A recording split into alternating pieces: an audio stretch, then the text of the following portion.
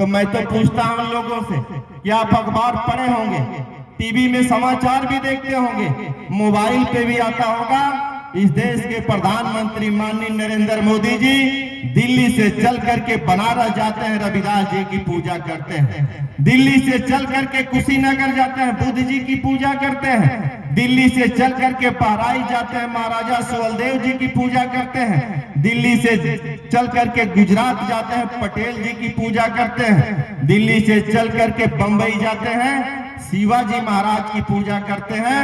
उसी तरह तमाम अन्य प्रदेशों में जाकर के तमाम अन्य महापुरुषों को याद करते हैं, उनकी पूजा करते हैं।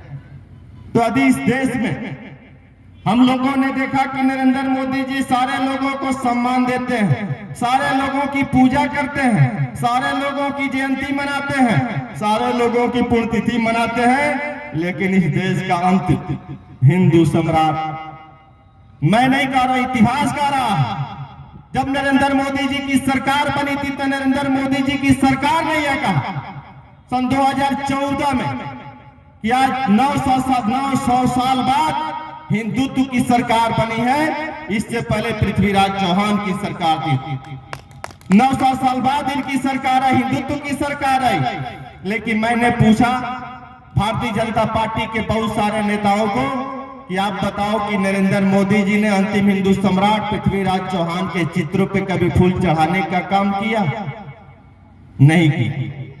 तब जाकर के हम लोगों ने संकल्प लिया कि यदि इस देश में अंबेडकर, रविदास, कालिदास, काशीदास, तुलसीदास, गांधी, गोडसे, सावरकर, सुहेलदेव, परशुराम, महावीर, बुद्ध, राम बाबा, शिवाजी, पटेल की पूजा हो सकती है तो आपके पूर्वज अंतिम हिंदू सम्राट पृथ्वीराज चौहान की भी पूजा होनी चाहिए। यह गलत है कि सही है?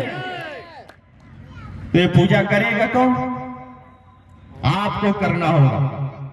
हमने देखा कि हमने भी देखा कि अंबेडकर जी की मूर्ति लगी होती है तो अंबेडकर जी की पूजा होती है, उनकी जयंती मनती है, उनकी पुण्यतिथि मनती है। हम लोग भी जाते हैं, महाराजा सुहेलदेव जी का पूजा होता है, जयंती पुण्यतिथि मनती है तो हम लोग जाते हैं। और तमाम महापुरुषों की पूजा होती है, जयंती बनती है तो हम लोग जाते हैं। लेकिन हमारे पूर्वज पृथ्वीराज चौहान की पूजा नहीं होती है तो हम लोगों ने संकल्प लिया, माननीय मटरू चौहान, सुनील चौहान करिए यह संकल्प।